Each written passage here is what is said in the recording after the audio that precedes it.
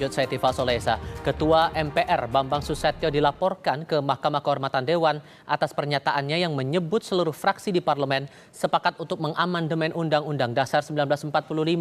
Bambang Susatyo dilaporkan oleh mahasiswa Universitas Islam Jakarta Muhammad Azhari ke MKD DPR dengan dugaan pelanggaran etik karena membuat pernyataan semua fraksi di parlemen telah sepakat mengamandemen Undang-Undang Dasar 1945. Menurut pelapor, pernyataan Bambang tak sesuai kapasitasnya karena belum ada rapat-rapat fraksi membahas amandemen. Atas laporan itu, Wakil Ketua MKD Nazarudin Dekgam bilang akan menindaklanjuti laporan dengan verifikasi laporan pekan depan. Bambang menyatakan di media online tersebut bahwa semua fraksi telah sepakat begitu sebagai dia Ketua MPR. Padahal dia itu bukan pada kapasitasnya menyatakan hal tersebut karena kan yang saya baca juga di media online belum ada rapat-rapat fraksi sebagaimana mestinya kayak gitu. Kemudian MKD positif ya pasti kami akan menindaklanjuti laporan dari Azhari ini. Mungkin hari Senin kami atau besok kami akan segera memproses laporannya. Maksudnya dipanggil gitu Pak? Iya, kita verifikasi dulu. Kita verifikasi dulu. Benar nggak alamatnya, alamat pelapornya sesuai sama KTP atau tidak. Kalau sudah benar ya pasti akan kita panggil. Usai dilaporkan ke Mahkamah Kehormatan Dewan, Ketua MPR Bambang Susatyo membantah MPR akan mengamandemen Undang-Undang Dasar 1945, apalagi mengubah pemilihan presiden ke tangan MPR. Menanggapi pelaporan dirinya ke MKD, Bamsud membantah telah mengucapkan semua fraksi partai politik setuju mengamandemen Undang-Undang Dasar. Yang pertama, tidak ada ucapan yang disampaikan dari kami pimpinan bahwa kita sudah memutuskan untuk amandemen, tidak ada. Ya. Apalagi merubah sistem pemilihan presiden di MPR. Yang ada adalah kami berkunjung menyampaikan berbagai aspirasi yang kami terima. Tidak ada kalimat-kalimat yang mengarah kepada saya mengatakan pimpinan fraksi sudah setuju. Intinya apa? Intinya laporan itu mengada-ada ya, untuk tidak mengatakan hoax ya, gitu ya. Jadi saya kira kita senyumin saja.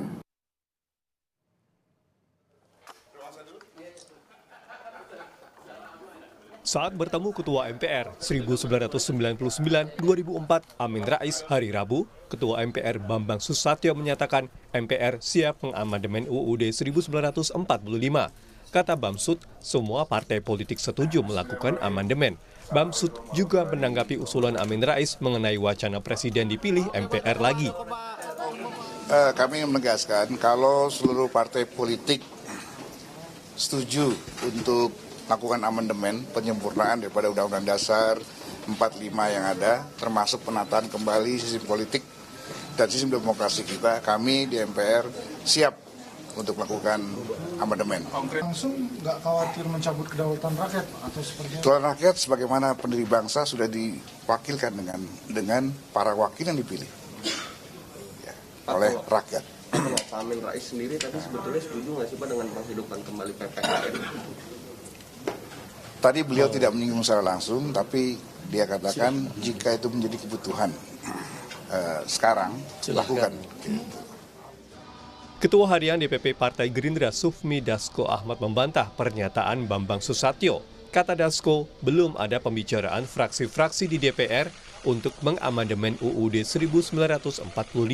Soal wacana pemilihan presiden dikembalikan ke MPR, Dasko menjawab saat ini belum saatnya amandemen UUD. Ya, jadi kalau dibilang seluruh parpol sudah sepakat, saya ada cross-check bahwa ternyata juga parpol-parpol belum diajak bicara, jadi baru hanya wacana saja, demikian. Ya, kalau substansinya kita belum tahu, tapi kalau menurut saya belum pada saatnya sekarang kita bicara soal amandemen Undang-Undang 1945 dengan kondisi pada saat ini. Demikian. Beberapa waktu lalu Menanggapi usulan Amin Rais mengamandemen UUD 1945 agar presiden kembali dipilih oleh MPR, Partai Demokrat menganggap hal itu sebagai kemunduran. Atau kemunduran, kita hari ini telah punya demokrasi yang bergerak maju, yaitu yang dipilih langsung oleh rakyat gitu. Mengapa kemudian kita malah mundur? Kan kita, demokrasi kita hari ini yang dipilih langsung oleh rakyat ya, ini merupakan koreksi atas apa penyimpangan-penyimpangan yang terjadi di era-era sebelumnya. Akademisi Hukum Pemilu UI sekaligus anggota Dewan Pembina Perludem, Titi Anggraini, juga menilai usulan pengembalian pemilihan presiden ke MPR akan memutus potensi aspirasi dan semakin banyak kebijakan bersifat elitis. Usulan untuk mengembalikan Pilpres melalui MPR merupakan langkah yang tidak menyelesaikan persoalan demokrasi di Indonesia. Justru merupakan suatu kemunduran. Sebab bila dibandingkan antara jenis pemilu-pemilu yang ada, Pilpres relatif secara teknis dan juga interaksi pemilih dengan kandidat itu lebih baik. Kalau kemudian dikembalikan kepada MPR, yang akan terjadi adalah keterputusan potensi terputusnya aspirasi, dan yang kedua adalah kebijakan-kebijakan yang bernuansa elitis akan semakin mudah untuk dihasilkan. Wacana amandemen UUD 1945 menjadi salah satu bahasan dalam pertemuan pimpinan MPR dan mantan Ketua MPR Amin Rais di gedung DPR hari Rabu. Ketua MPR Bambang Susatyo menekankan perlunya amandemen untuk menata sistem politik yang dianggap brutal pada pemilu 2024. Sementara Amin Rais mengusulkan presiden kembali dipilih MPR. Tim Liputan, Kompas TV. Assalamualaikum warahmatullahi wabarakatuh. Pertemuan pimpinan MPR dengan mantan Ketua MPR Amin Rais memunculkan kembali wacana amandemen Undang-Undang Dasar 1945. Termasuk yang jadi sorotan kali ini adalah wacana mengembalikan pemilihan presiden ke tangan MPR. Ada apa di balik gagasan wacana amandemen Undang-Undang Dasar ini, termasuk usulan presiden dipilih kembali oleh MPR? Kami diskusikan bersama dengan para narasumber. Bergabung saat ini Wakil Ketua MPR Syarif Hasan dan dosen STHI Jentera Bivitri Susanti. Selamat sore semuanya, apa kabar? Selamat sore. Terima kasih sudah hadir dalam diskusi kami kali ini. Pak Syarif, saya ke Anda dulu. Walaupun kemudian di hari ini Pak Bamsud bilang bahwa tidak ada kata sepakat sebetulnya yang dikeluarkan dari semua fraksi soal usulan pengubahan sistem Pilpres jadi tidak langsung, tapi di hari Rabu lalu Pak Bamsud sempat bilang bahwa ada kekhawatiran yang sudah muncul hari ini, partai-partai mengalami pemilu kemarin sangat brutal. Jadi sebetulnya apakah wacana mengubah pemilu jadi tidak langsung ini sudah sampai ke MPR, Pak?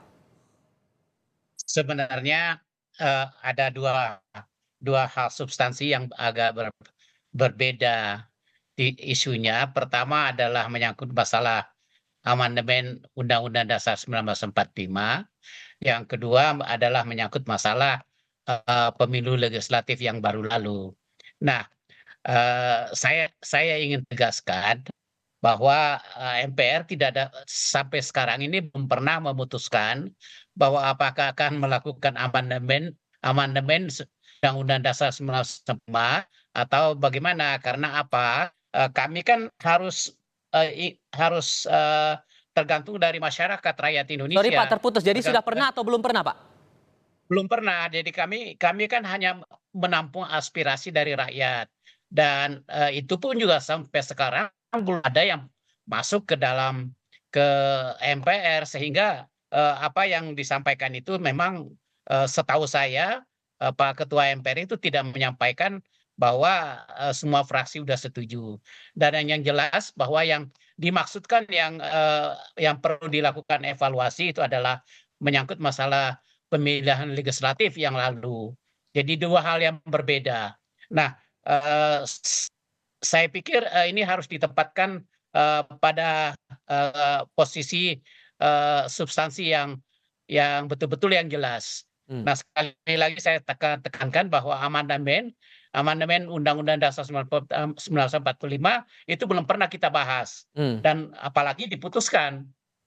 Nah, tetapi kalau ada aspirasi untuk melakukan amandemen, itu kami hanya ingin menampung dan akan kami teruskan kepada pimpinan MPR yang akan datang. Nah, ada aspirasi yang muncul Pak dari mantan Ketua MPR Pak Amin Rais yang bilang pemilihan tidak langsung ini perlu untuk dikembalikan lagi ke MPR karena banyak money politik yang muncul saat ini. Cukup beralasan tidak menurut Anda? Artinya bukan hanya Amin Rais, semua stakeholder yang berkepentingan, semua masyarakat rakyat Indonesia yang memiliki kepentingan, karena ini kan menyangkut masalah kedaulatan rakyat. Nah, itu semuanya harus memerlukan waktu untuk menyerap aspirasi. Tentu ada yang setuju, ada yang tidak. Nah, tentu kita harus menyerap semua aspirasi itu, kemudian kita akan dibicarakan kembali dan dievaluasi kembali dan diputuskan bersama, dan ini saya pikir memerlukan waktu yang cukup lama. Oke. Jadi sekali lagi itu aspirasi itu belum pernah ada yang masuk. Oke. Ya kalau ada ada aspirasi masuk, bahkan nanti kami akan teruskan kepada pimpinan MPR yang akan datang. Itu Oke. substansinya. Nah, substansi kedua yang mendesak itu adalah menyangkut masalah undang-undang pemilihan umum. Nah, ini kalau undang-undang pemilihan umum yang dirasakan dari pengalaman pemilihan umum yang baru kita lakukan 2024 kemarin, itu tentunya ada domainnya di DPR. Domainnya di DPR untuk apakah akan melakukan perubahan undang-undang dasar, undang-undang pemilu atau tidak. Oke, tahan dulu Jadi, di situ Pak Syarif. Saya harus kasih beda. kesempatan dulu Mbak Bivitri untuk berbicara. Kalau kemudian dari MPR bilang bahwa belum ada pernyataan sepakat, belum ada pembahasan soal itu Mbak Bivit, jangan-jangan apakah ada permintaan terselubung untuk melakukan pemilihan tidak langsung lagi di pemilu berikutnya? Anda menangkapnya gimana Mbak? Ya, ini saya melihatnya ini fenomena yang beberapa kali sudah kita lihat ya, bagaimana wacana dilempar dulu ke publik, kemudian dilihat reaksi dari publik seperti apa, kemudian barulah langkah-langkah politik yang lebih konkret akan dilakukan. Jadi laporan ini bagus juga ya, meskipun kita harus cek nih, karena ada misalnya siapa yang tidak setuju terkait dengan siapa dan lain sebagainya, tapi bahwa ada yang melaporkan, paling tidak untuk membuka prosedurnya sebenarnya sudah seperti apa. Saya misalnya sudah 2 kali berdiskusi paling tidak dengan Pak Syarif karena untuk mengetahui sebenarnya prosedurnya seperti apa, karena memang belum terang ke publik. Jadi saya kira di titik ini memang satu kita mesti kritik substansinya, karena kalau kita mau mengkritik masalah pemilihan umum, letaknya tentu bukan di soal konstitusinya, karena banyak sekali peraturan itu ada di level undang-undang. Tapi yang kedua memang kita harus lihat dari segi prosesnya. Amandemen itu kan tidak main-main ya. Biasanya kalau melakukan amandemen konstitusi itu pasti mengikuti peristiwa politik yang luar biasa. Misalnya Reformasi 98 atau Konstitusi Republik Indonesia Serikat misalnya begitu. Kita kan ini tidak ada apa-apa, bahwa pemilu ada kisruh betul levelnya tapi undang-undang. Nah, jadi prosesnya mesti dicek dan sebenarnya Pak Bamsud pernah bilang juga deh bahwa untuk di titik sekarang memang sudah tidak mungkin karena minimal 6 bulan dan kita tersisa tinggal 5 bulan. Jadi artinya, tapi tadi bagus sekali Kompas sudah merekamnya, memutarnya bahwa betul Pak Bamsud bilang parpol-parpol sudah setuju. Memang ada detailnya ya, yang satu bilangnya parpol, sementara yang melaporkan tadi bilangnya semua fraksi. Jadi mungkin ada sedikit perbedaan di situ, tapi saya kira ini cara yang bagus untuk mengungkap supaya memang partai-partai politik atau politikus tidak sekedar melempar wacana, terus membuat konsentrasi kita juga yang sekarang begitu bertubi-tubi, berita politiknya itu terpecah lagi, sehingga akhirnya kita semakin menjauh dari realita politik yang sebenarnya, Mas. Kalau kemudian alasannya karena masalah politik uang makin marak gara-gara pemilihan langsung, makanya kemudian diusulkan untuk tidak langsung, cukup beralasan nggak, Mbak?